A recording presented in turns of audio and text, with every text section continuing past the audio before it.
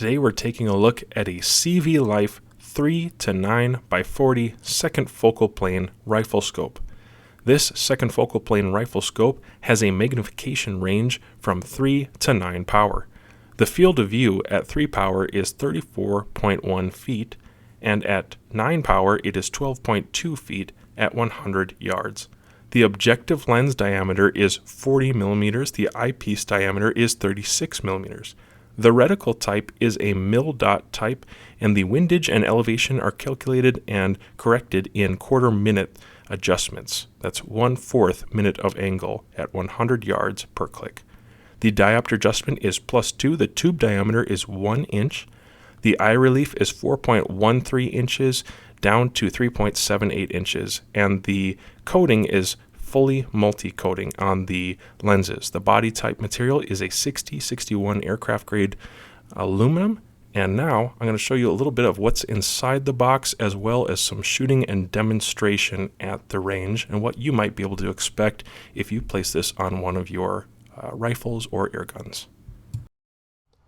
Inside of this box is a very capable 3 to 9 second focal plane optic, and I'm going to go ahead and pull it out for you guys to get a better look at here.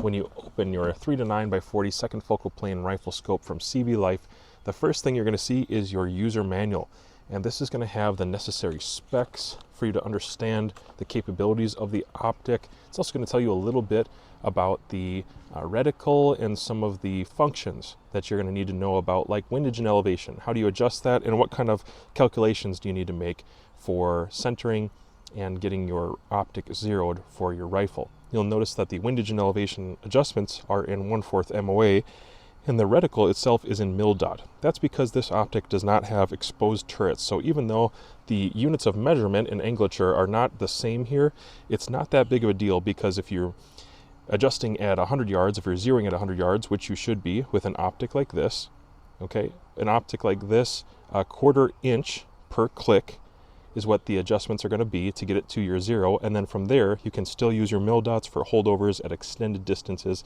and I intend to show you that in a little bit here. So there's your manual. I'll tell you everything you need to know about your optic. Next, you can see that it is insulated pretty well. I'll put the optic aside just to tell you that you do get a lens cleaning cloth, your hardware, okay, it's a nice stainless tool there, rather. And then you have your rings. And the rings themselves, let me just open this up for you, are going to be kind of like, some people would call those closer to a high setting. Okay, it looks like they have everything you need on the rings, including the tool itself, which is a Torx, and I think that's a very good option. I appreciate seeing rings with this adjustment in them. Just a little stronger, easier to not strip out. I kind of prefer this on all the rings that I use personally. So that's the tool you're going to use for that. And then here, this is a slotted piece. You could also use a wrench on the outside if you needed to. And looks like I would need to use a wrench right now. It's tightened down all the way. But that is a Picatinny adjustment there. So that's not going to work on dovetail, but you could easily get a dovetail converter if you needed to. Otherwise, it's going to fit right on your Weaver or Picatinny style mounts, no problem. It's a single bar that goes through. Now let's take a look at that optic. It's going to come protected and packaged with some silica inside of that. And there you have it. It has some bikini covers on it to protect the lenses. Put that aside. It seems like actually a pretty decent rubberized bikini cover. A little higher quality than I'm used to, especially at the price point. The form factor for this is not bad. I would say this is a relatively compact 3 to 9.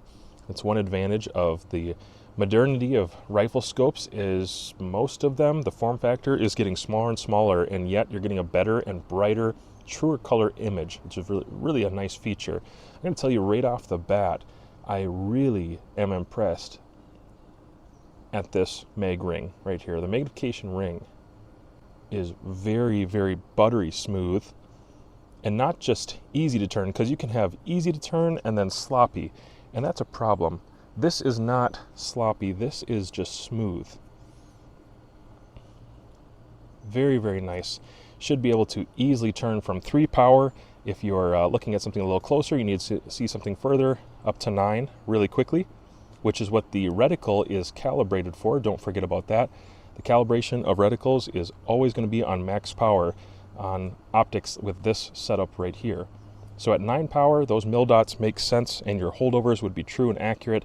If you were to adjust that and you were at 3 power, those Mildots are no longer the same reference point for holdovers that you used when you were zeroing, which again should happen at 9 power.